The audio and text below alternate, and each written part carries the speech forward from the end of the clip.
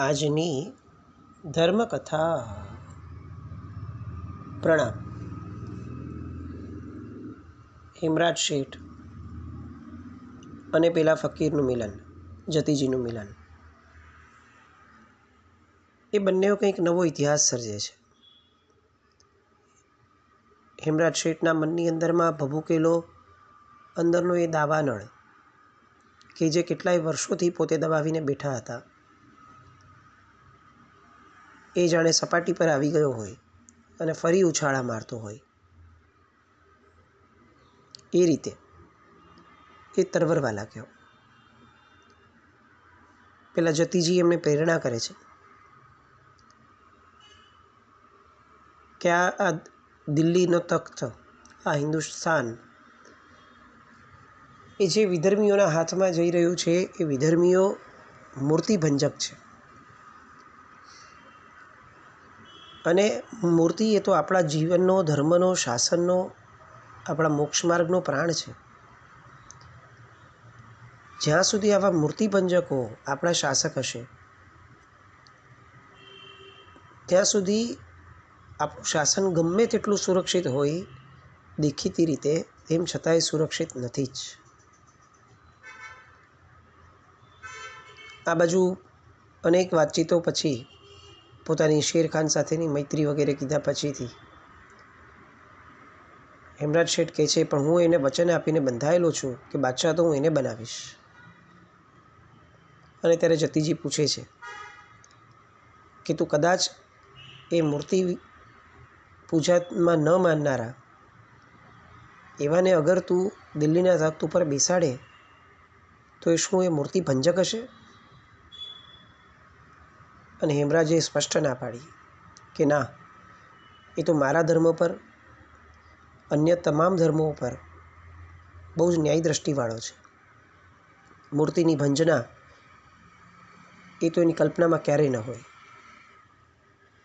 અને ત્યારે પેલા જતીજી એમને આશીર્વાદ આપે છે, એમને પ્રેરણા કરે છે કે તો આ બધા બંધનો ફગાવી દે. આ ઝવેરાત વેચવું એ એને શોભે કે જે વ્યક્તિને આ પૂતગલના ઝવેરાતો ઉપર આધારિત રહેવાનું હોય, તો સ્વયં ઝવેરાત છે. અને એ પ્રેરણાઓ એક એક શબ્દ હેમરાજ શેઠ એને પોરસ ચડાવતા જાય છે. એમને એ ઘટનાઓ યાદ આવે છે કે જ્યારે બંને ભેગા હતા, શેરખાન અને પોતે વિદ્યાભ્યાસ માટેના, ત્યાંથી જ્યારે પાછા ફરવાના હતા, ત્યારે કેટલીય વાર બંનેઓને માતા પિતાનું કહેણ આવ્યું હતું કે તમે પાછા આવી જાઓ. પણ બંનેઓ સમજતા હતા કે જો એકવાર ઘરે ગયા તો આ બધા સપનાઓ જે છે, રાજ કરવાના, બાદશાહ થવાના, એ બધા ચકનાચૂર થઈ જશે. પણ હેમરાજ શેઠના પિતાનું વારંવાર કહેણ અને એકવાર સ્વયં પોતે લેવા આવી ગયા અને છેવટે હેમરાજ શેઠે જવું પડેલું. એ વિદ્યાર્થી હેમરાજ એ સમયે માછલી જેમ પાણી વિના તડફડે એ રીતે પેલા મિત્ર શેરખાનથી છૂટા પડતી વખતે તરફડ્યો હતો. પિતાજી એને આ રાજકાજથી દૂર દિલ્હી લઈને આવ્યા અને ઝવેરાતના ધંધામાં બેસાડી અને કુંદન દેવી સાથે એના લગ્ન કરાવી દીધા. પિતાજીનો આશય બહુ સારો હતો. ઉલ્લેખ આવે છે કે આ હેમરાજ શેઠના પિતાજી એ સ્વયં વ્રતધારી શ્રાવક હતા. એમને જ્યારે પોતાના બાળકના આ બધા મનોરથો સાંભળ્યા કે મારે તો સૈનિક થવું છે, બાદશાહ બનવું છે, રાજકાજમાં જોડાવવું છે, ત્યારે બાળકને સમજાવતા કે આ લોહી રેડવું, રેડાતું જોવું એ આપણું કામ નથી. આપણું કામ ઝવેરાતનો ધંધો કરવાનો અને એમાં જ સમાઈ જવાનું. અને એટલે સતત એમણે રાજકાજથી દૂર રાખવા માટે, હેમરાજ શેઠ માટે એ પ્રયત્નશીલ પણ રહેતા. આ બાજુ પિતાની આજ્ઞાની સામે પોતાની ઈચ્છાઓને સાવ સાઈડ પર, બાજુ પર મૂકી દેનાર હેમરાજ શેઠ એમનું પુણ્ય જગારા મારતું થયું અને દિલ્હીની અંદરમાં બહુ જ મોટા ઝવેરાતના વ્યાપારી તરીકે પોતે ઉભર્યા. બીજી બાજુ પેલો શેરખાન, એને પણ એના માતા પિતા લઈ ગયા બિહારની અંદરમાં, જ્યાં એના પિતાજી કામ કરતા હતા ત્યાં. પણ એની સાવકી માતા એ એની સાથે બહુ જ નબળી રહી અને એટલે પોતે એકવાર ઘરમાંથી ભાગી છૂટ્યો. ભાગી છૂટ્યા બાદ પણ એનો જે સાવકો ભાઈ હતો એ સતત એની પાછળ ને પાછળ રહ્યો, એને સુખેથી જીવવા ન દીધો. એક દિવસ એવો આવ્યો કે જ્યારે પોતે બિહારના બાદશાહના સૈનિક તરીકે હતો અને જંગલમાં શિકાર માટે ગયા હતા, ત્યારે એ બાદશાહ ઉપર વાઘે હુમલો કર્યો. બસ એક ક્ષણની જાણે વાર હતી કે આ વાઘ એ બાદશાહને ફાડી નાખત, અને એ સમયે આ શેરખાને પોતાના કૌવત વડે પેલા વાઘને મહાત કર્યો અને બાદશાહની જાન બચાવી. એના કારણે એ બાદશાહનો તો ચહીતો થયો જ, પણ 500 સવારોની સરદારી પણ એને આપી.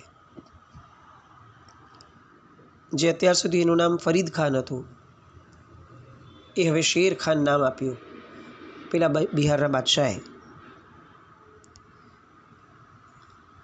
અને આમને આમ એના જીવનના ચક્રો ચાલી રાખતા હતા.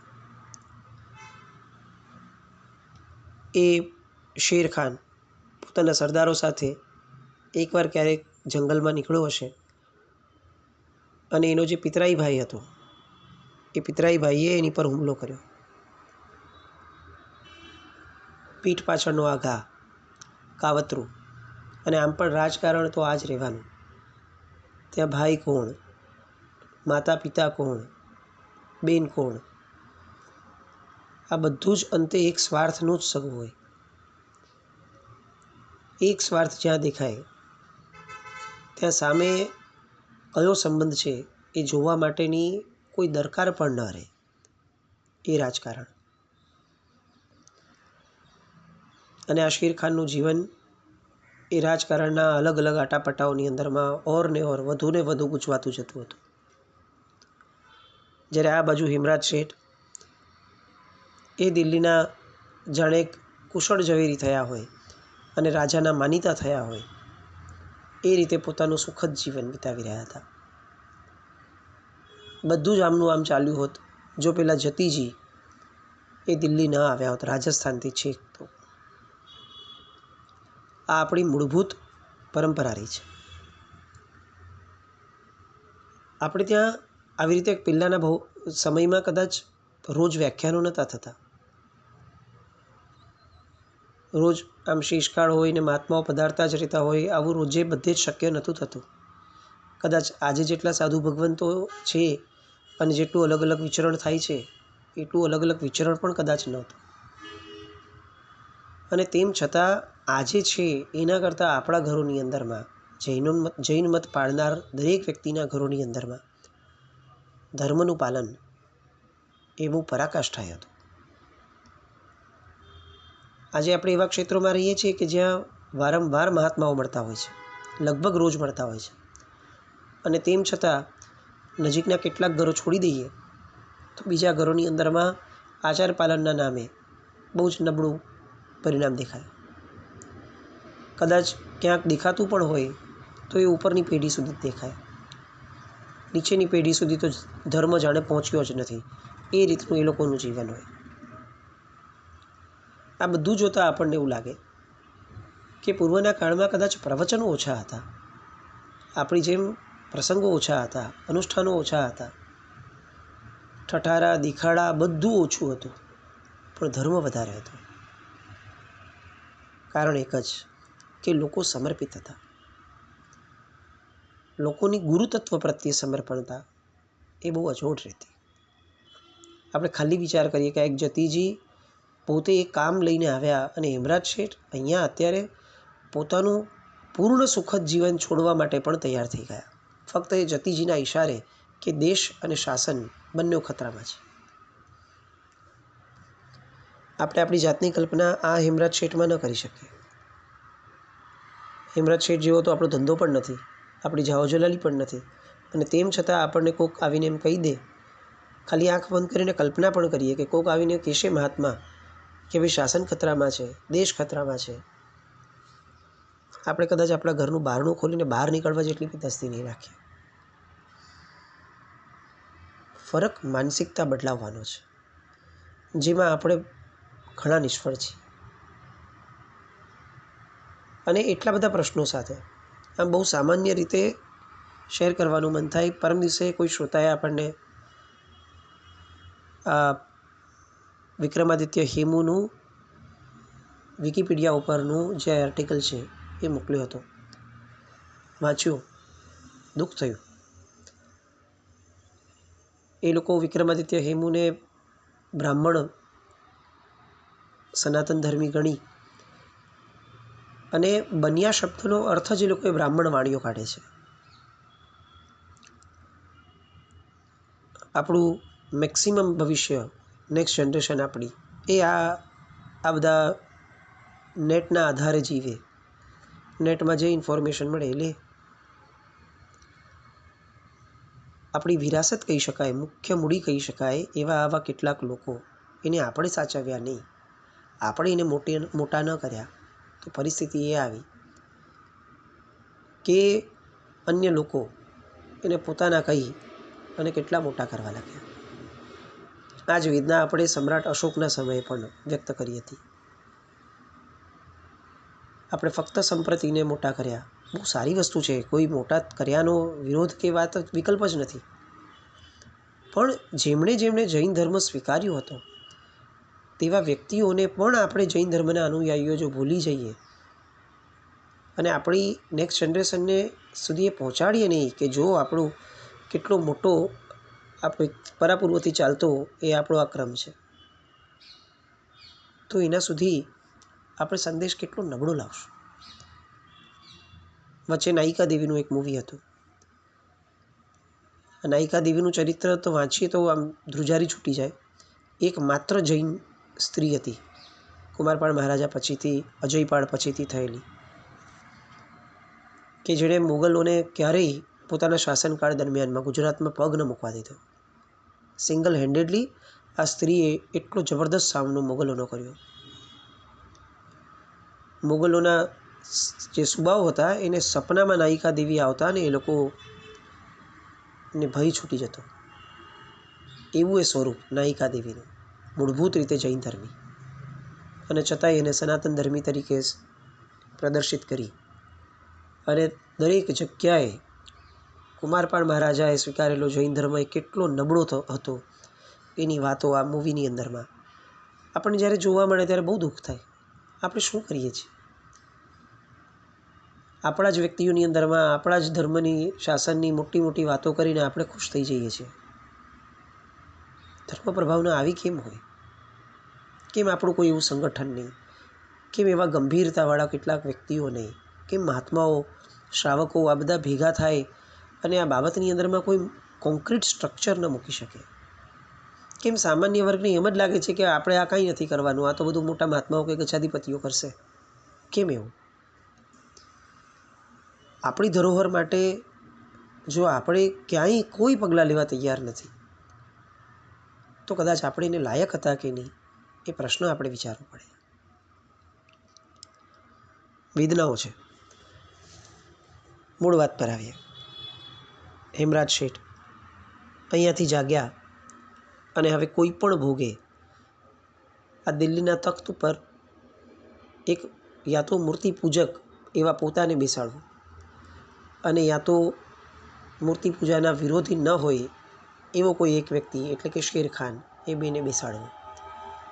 આ સંકલ્પની સાથે પોતે રાતોરાત કોઈને પણ કીધા વગર, પોતાની પત્નીને પણ અણસાર આપ્યા વિના, આટલા મોટા વ્યાપારી છે, દિલ્હીના ઝવેરી છે, રાજકાજ સાથે આટલું બધું જોડાણ છે, આવતીકાલે કોઈ પૂછશે, કોઈ નવું કંઈક ઝવેરાત માંગશે તો શું થશે, મારી પત્ની શું જવાબ આપશે, આવા એક પણ પ્રશ્નનો વિચાર કર્યા વિના આ બાજુ જતીજી રવાના થયા અને કેટલાક સમય પછીથી જાણે પોતાની આખી વ્યૂહરચના પોતે કરી લીધી હોય મગજમાં એવું નક્કી કરી અને આ હેમરાજ શેઠ એ હેમુ બની અને છુપા વેશે એક ફકીરનો વેશ લઈ અને નીકળી પડ્યા. આ છે જમાવર્તી, આ છે શૌર્ય, આ છે શુરાતન. શૂરવીરતા અને હિંસકતા આ બેમાં બહુ મોટો ફરક છે. આપણે જનરલી કોઈ માણસને પરાક્રમી કીધો હોય તો એમ જ લાગે કે હિંસક હશે. આપણી માન્યતામાં આપણે આવું માની બેઠા છીએ કે પરાક્રમી હોવું એટલે હિંસા કરવી. શૂરવીરતા. પોતે નીકળી પડ્યા. અણસાર હતો કે અત્યારે શેરખાન લગભગ બિહારના ચુનારગઢની આસપાસમાં હશે. પોતાનો ઘોડો લઈ નીકળી પડ્યા અને ત્યાં ચુનારગઢ ગયા અને ત્યાંની પરિસ્થિતિનો તાગ મેળવતા ખબર પડી કે ચુનારગઢની જે રાજકુમારી હતી મલ્લિકા, એને શેરખાન ખૂબ પસંદ આવ્યો હતો અને એટલે એ રાજમહેલ છોડીને શેરખાન તરફ વહી ગઈ હતી કાંઠે. અને એના કારણે એ ચુનારગઢના જે નસુબો હતો તે અને આનો શેરખાનનો પિતરાઈ ભાઈ એ બંને આ શેરખાનને મારી નાખવા માટે સૈન્ય લઈને આગળ નીકળતા હતા. આ બધી વાતોથી શેરખાન સાવ અજાણ છે. પણ અહીંયા હેમરાજ હેમુ એ આ બધી વાતો પોતાના મતિજ્ઞાનના ક્ષયોક્ષમથી જાણી વિચારી અને સીધો એને જે આદેશો મળ્યો હતો કે અહીંયા હોવા જોઈએ ત્યાં જવા માટે પહોંચી જાય છે. પેલા બંને નદી કિનારે બેઠા છે અને ત્યાં એટલામાં આ સુબાના માણસોનો મોટો હુમલો થાય છે. નૌકાની અંદરમાં પોતે બેઠા હતા શેરખાન અને મલ્લિકા, અને અચાનકથી સૈનિકોના ધાડા ઉતર્યા. શેરખાન એકલે હાથે લડે છે, પણ અંતે જ્યારે બહુ જ મોટું સૈન્ય જોઈએ છે ત્યારે એને ખ્યાલ આવી જાય છે કે હવે તો આપણો ધડો લાડવો થવાનો. અને મલ્લિકાને કહે છે કે આપણે આજે આ છેલ્લી રાતને પ્રેમભરી રાત કરી અને માણી લઈએ અને આ એક એક આપણા જીવનની યાદોને આજે આપણે યાદ કરી લઈએ. અને એ સમયે યાદ કરે છે કે મરતા પહેલાં એક બહુ મોટી ઈચ્છા હતી કે મારા મિત્રને મળીને જાઓ, મારા પ્રાણ પ્યારા મિત્રને. પણ એ મારું જો શક્ય ન બને તો આ મારું જીવન એ પણ અધૂરું છે. આવું વિચારે છે, લડતો જાય છે સાથે સાથે. અને ત્યાં અચાનક જ પાણીની અંદરથી એક હાથ આગળ આવે છે. જે હાથ એ બંનેઓને કહે છે કે તમારો હાથ આપો અને કૂદી પડો, બીજી બધી વ્યવસ્થાઓ થઈ ગઈ છે. શેરખાન પૂછે છે કે કોણ છે? અને ત્યારે હેમરાજ શેઠ એ કહે છે તારો મિત્ર છું. અવાજ ઓળખી જાય છે શેરખાન, પણ એ સમય એ મિત્રતાની અભિવ્યક્તિનો નહોતો. પેલો શેરખાન ના પાડે છે કે હું તને એકલો મૂકીને કેવી રીતે નીકળી જાઉં. અને હેમુ કહે છે કે આટલા તારો ભાઈ પિતરાઈ ભાઈ સુલેમાન અને બીજા સૈનિકો, આ બધા સસલા જેવાઓ સામે લડવું એ મારા જેવા સિંહ માટે એ તો બહુ સામાન્ય વાત છે. તું મલ્લિકાને લઈને નીકળી જા, હું આ બધાનો ખાત્મો કરી લઈશ, હું બધાને પતાવી દઈશ. શેરખાન ના પાડે છે. અહીંયા બહુ જ સરસ મજાની વાત એ આવે છે કે શેરખાન મરવા માટે તૈયાર થઈ જાય છે જ્યારે જે સમયે. અને ત્યારે જે હેમરાજ શેઠ એને વાત કરે છે, બહુ સરસ વાક્ય મૂકે છે કે એક સૂત્ર આપણે ત્યાં આવે છે, સારી રીતે મરી જાણવામાં ભલે બહાદુરી હોય પણ સારી રીતે જીવવામાં વધુ બહાદુરી છે. આ એક વાક્ય આપણા જીવનની નબળી પળોની માટે કદાચ બહુ જ પૂરતું છે. સારી રીતે મરી જાણવામાં ભલે બહાદુરી હોય પણ સારી રીતે જીવવામાં એનાથી વધુ બહાદુરી છે. અને ચંદ્રશેખર મહારાજ સાહેબ એ કડીને બહુ અલગ રીતે ગવડાવતા. જ્યારે પેલી કડી આવતી ઓ વીર તારું શાસન મુજને પ્રાણ થકી પણ પ્યારું, તારા શાસન ખાજે મરી ફીટવાની હિંમત ધારું. અને ત્યારે ગુરુદેવ એ રોકી અને કહેતા કે મરી ફીટવું એ હિંમત નથી, શાસન માટે જીવી ફીટવું એ હિંમત છે.